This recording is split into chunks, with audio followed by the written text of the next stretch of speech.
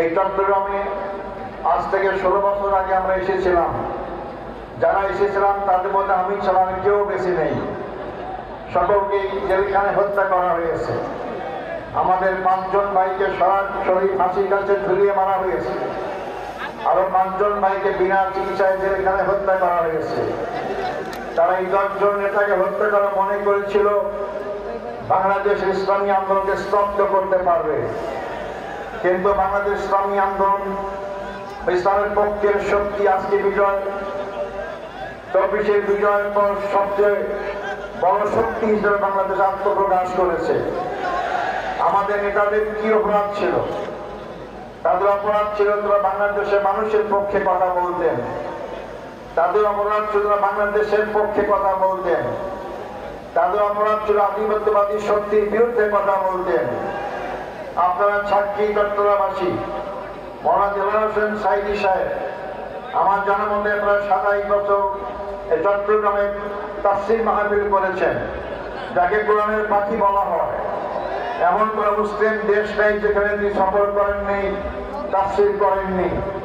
এমন মুসলিম দেশেও তাকে কোনো হত্যা করা হলো। তার কি অপরাধ ছিল?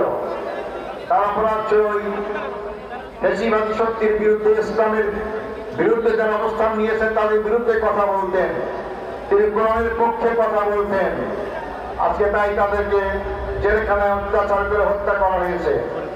সংগ্রামী ভাই বন্ধুগণ, আজকে আমরা দেখতে পাচ্ছেন এখানে আন্দোলন ইসলামের পক্ষে এবং দেশপ্রেমিক শক্তি একত্রিত হয়েছে। ইসলাম এবং দেশপ্রেমিক শক্তি একত্রিত হলে তাদের এই বিজয় কেউ ঠেকাতে পারে না এবং পারবে না। আমাদের নেতৃবৃন্দ বক্তব্য রাখবেন জাতীয় পর্যায়ে। আমি শুধু আপনাদের কাছে এই কথা বলতে চাই, আজকে বাংলাদেশ যেতে এগিয়ে আসছে, এই বাংলাদেশের এই শক্তিকে কেউ স্তব্ধ করতে পারবে না ইনশাআল্লাহ। আজকে আমরা বাংলাদেশকে নতুন বাংলাদেশ গড়ে তুলতে চাই। আমরা 54 বছরে ধর্ম নিরপেক্ষতা দেখেছি, সমাজতন্ত্র দেখেছি, জাতীয়তাবাদ দেখেছি, সবটাই মানুষের তৈরি আইন। আইন দিয়ে 54 বছরে মানুষের ভাগ্যের পরিবর্তন হয় নাই। মানুষের তৈরিতে মানুষের ভাগ্যের পরিবর্তন সম্ভব হয় না।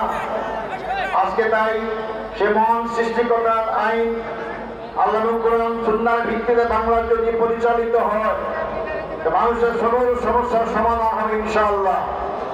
আগামী নির্বাচনে চট্টগ্রামবাসীর কাছে আগুন আবেদন, আসুন আমরা সকল ভেদাভেদ ভুলে গিয়ে যে চট্টগ্রাম থেকে ইসলামের বাহকরা সারা বাংলাদেশে ছড়িয়ে পড়েছিল, সেই চট্টগ্রামকে আসুন আমরা ইসলামের ঘাঁটি বানাই। আমি সেই থেকে আহ্বান করতে চাই এবং কথা বলতে চাই, চট্টগ্রামের মাটি ইসলামের ঘাঁটি। ইনশাআল্লাহ চট্টগ্রাম থেকে ইসলামের বিজয়ের সূচনা হবে। যা আগামী ফেব্রুয়ারি মাসে নির্বাচনের মাধ্যমে এই শক্তি ক্ষমতায় গেলে দায়িত্ব পেলে মানুষের সুখ দুঃখ কষ্টই শুধু হবে না, আমার দেশ আমি শাসন করব, আমার দেশের নাগরিকাই দেশ শাসন করবে। কারোর ডিকটেশনে কারোর দাদাগিরিতে বাংলাদেশ আর চলবে না। গুড লাক পেনের সফট অয়েল বেসড ইঙ্ক দেয় নিখুঁত লেখার আত্মবিশ্বাস। Good luck pen, make your lakh.